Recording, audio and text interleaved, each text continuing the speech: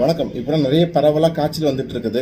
காய்ச்சலுக்கு பேராசிட்டமால்ங்கிறது மருந்து கிடையாது, சூட்டை தான் குறைக்கூடியதுன்றது நிறைய பேருக்கு தெரியறது இல்லை.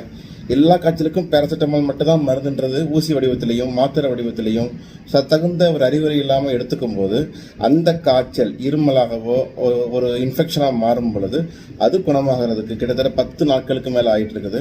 ஸோ ஒரு வியாதியை சரியான வகையில் குறைப்பதற்கு முயற்சி பண்ணுமே தவிர இப்புள்ள காலத்தில் அதுவும் ஆஃப்டர் கொரோனாவுக்கு அப்புறம் கட்டுப்படுத்துறதுக்கு வீரியமான மருந்துகள் சாப்பிட்டீங்கன்னா அது வேறொரு வியாதிகளாக மாறிட்டு இருக்குது. கவனமாக இருங்க.